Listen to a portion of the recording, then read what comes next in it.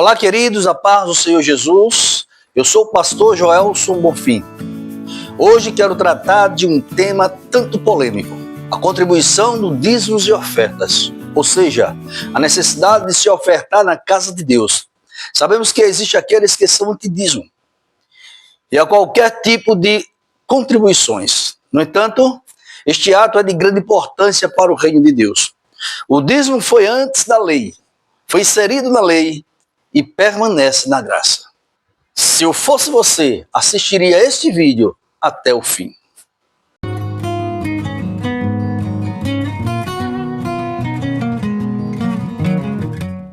Sejam bem-vindos ao nosso canal.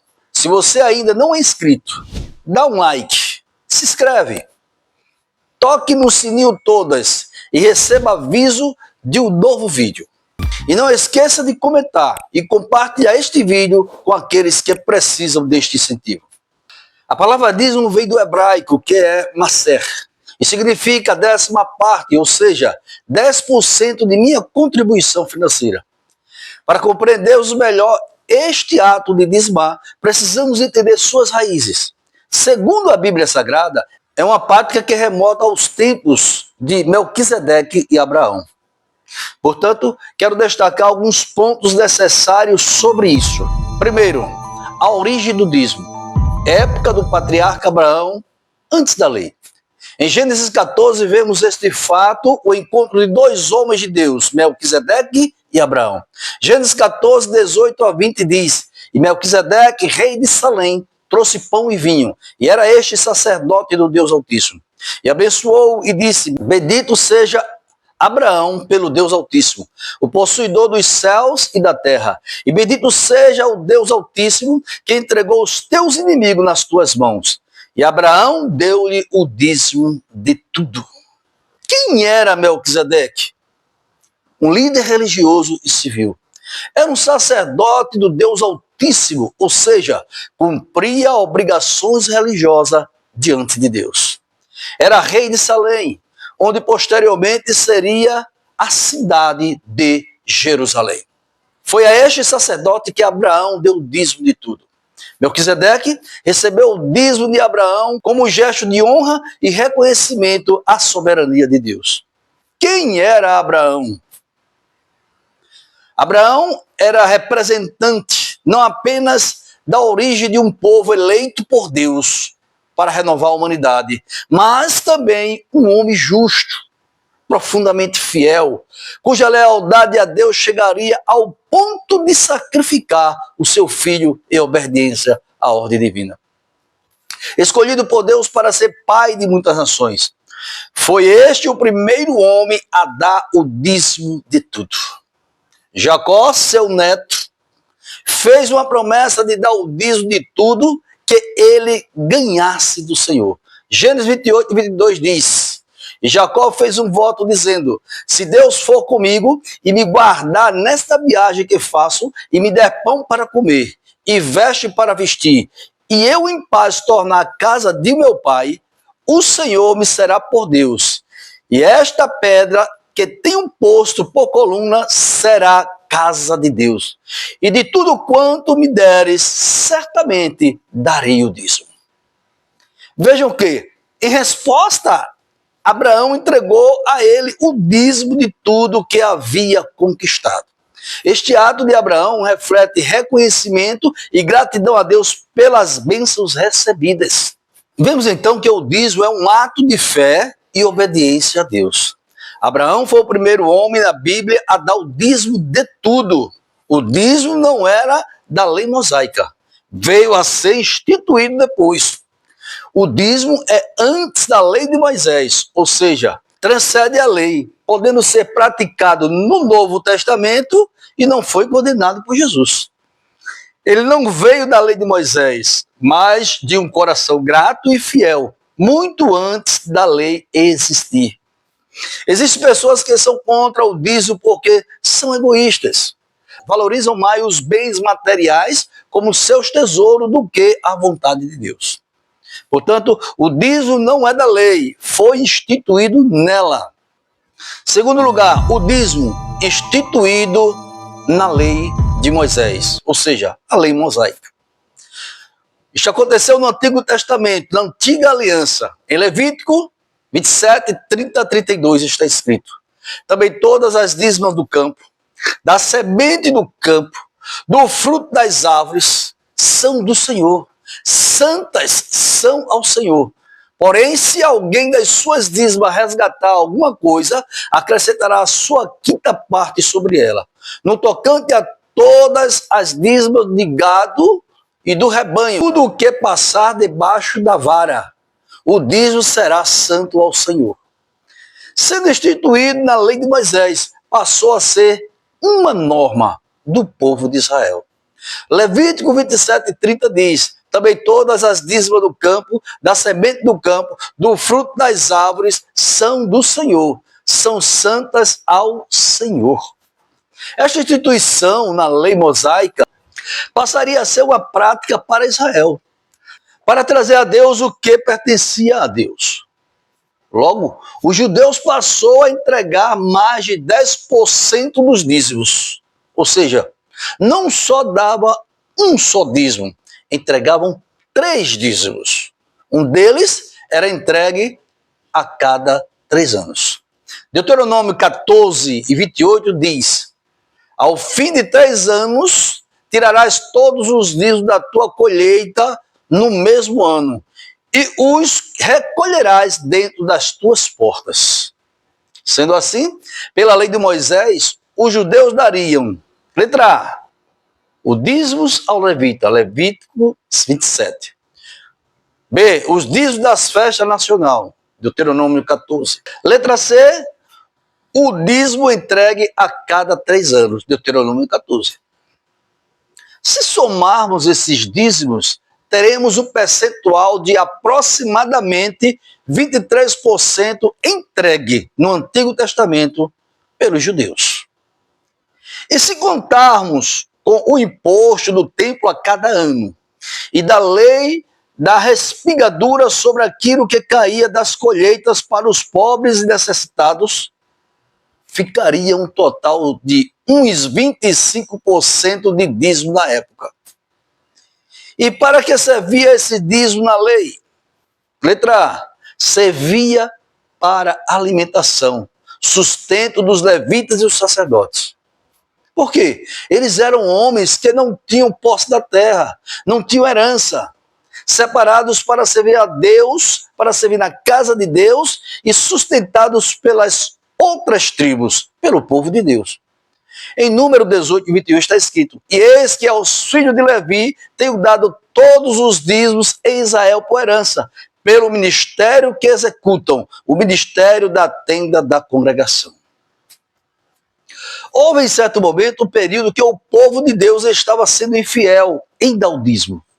Isto era como roubar dos levitas e dos sacerdotes aquilo que lhes pertencia.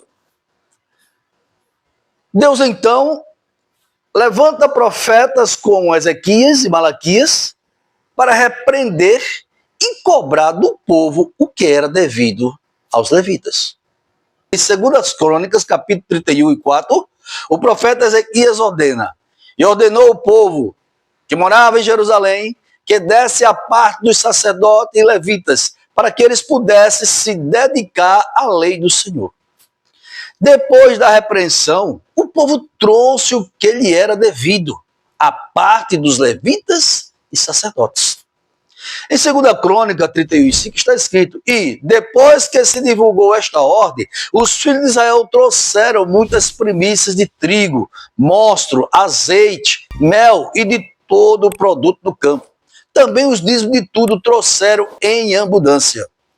Em Malaquias 3:10, o profeta diz: trazei todos os dízimos à casa do tesouro, para que haja mantimento em minha casa, e depois fazei prova de mim, diz o Senhor dos Exércitos. Letra B, servia para as festas ao Senhor e para o cuidado dos pobres e necessitados. O dízimo foi antes da lei, veio para a lei e permanece na graça. Na graça, Jesus não condenou a prática do dízimo, pelo contrário. Nos dias de hoje, entregar o dízimo é errado? De maneira alguma. Mesmo sendo anterior a lei de Moisés. Devemos entregar o dízimo com voluntariedade, com alegria. Você não é obrigado, mas se você for fiel ao Senhor, o fará.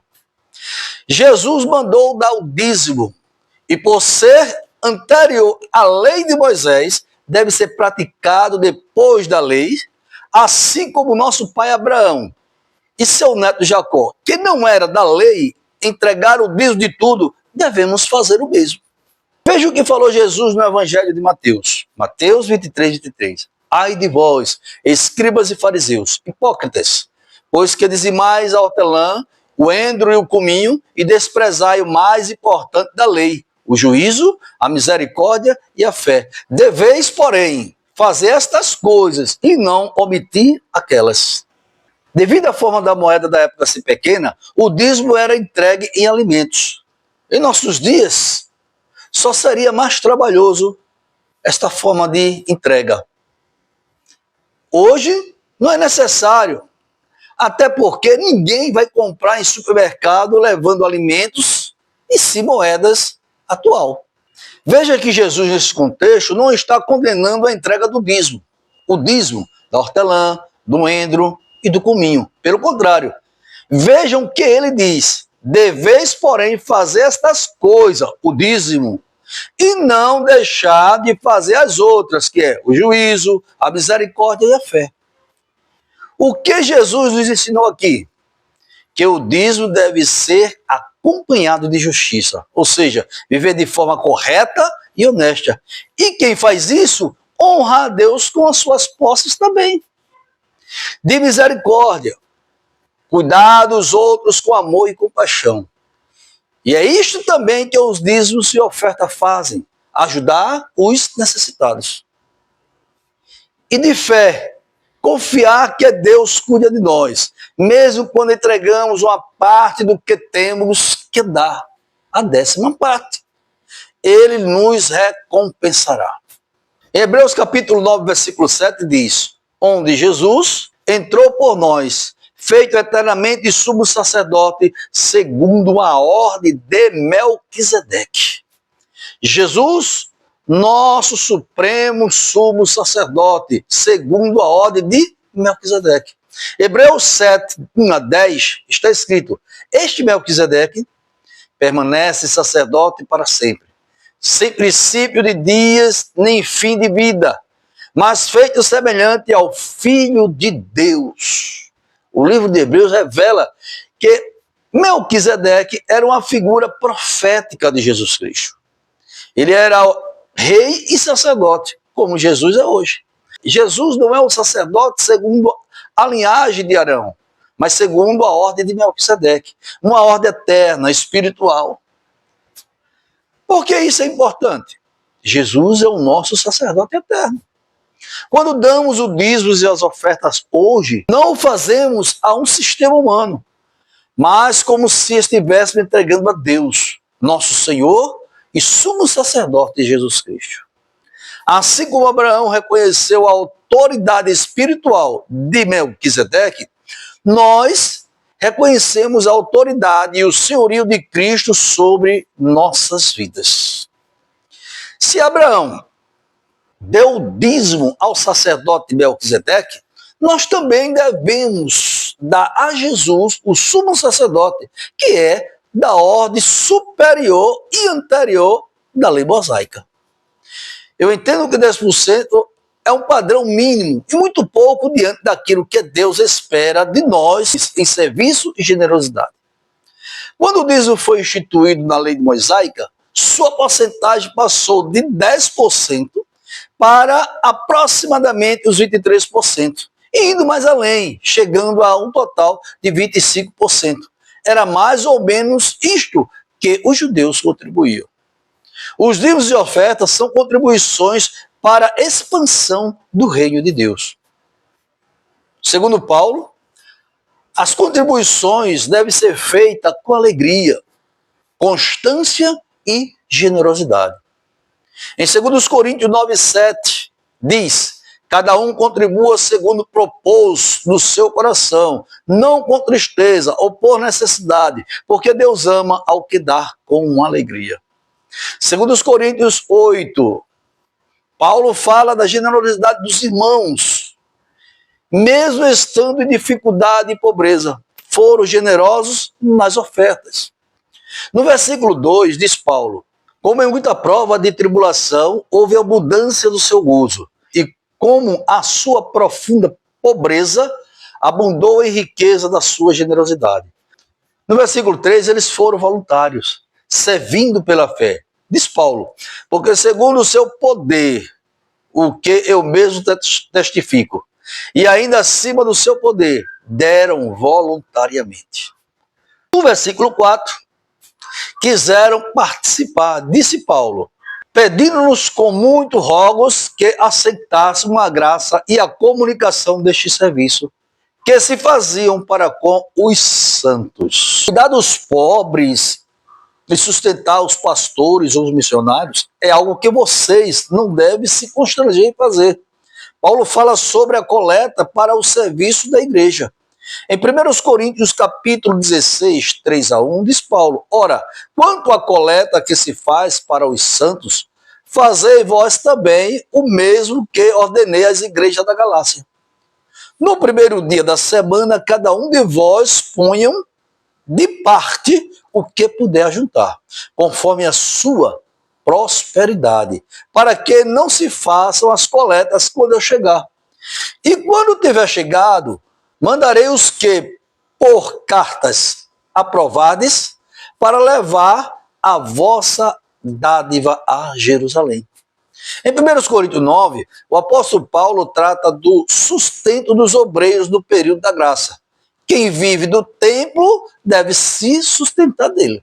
Pastores ou missionários eram homens sustentados por esta obra.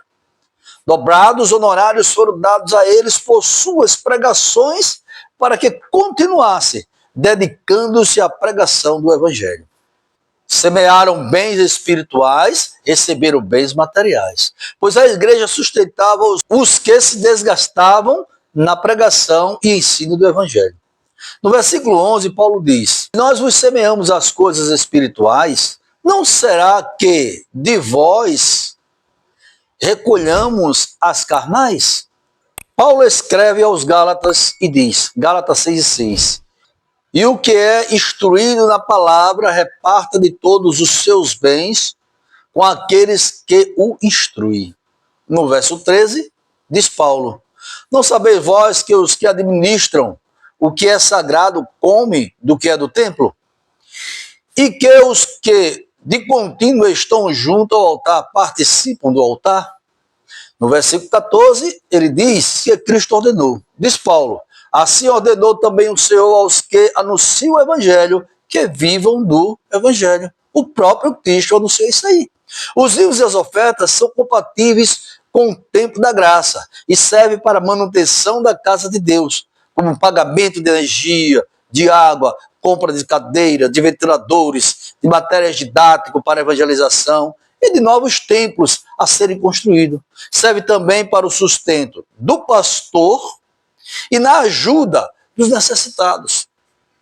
A obra precisa de você para avançar o reino de Deus aqui na terra. Contribua com amor e carinho para fazer a obra avançar. Deus te recompensará. Queridos, devemos sim contribuir não com tristeza ou por obrigação, mas com alegria. Devolver a parte que Deus estabeleceu, o sustento dos pastores ou missionários, para a manutenção da obra de Deus e da ajuda dos necessitados. Precisamos entender que a contribuição foi antes da lei, inserida na lei e permanece na graça. Comenta, compartilha e aproveita para dar uma olhada no próximo vídeo aqui ao lado da tela.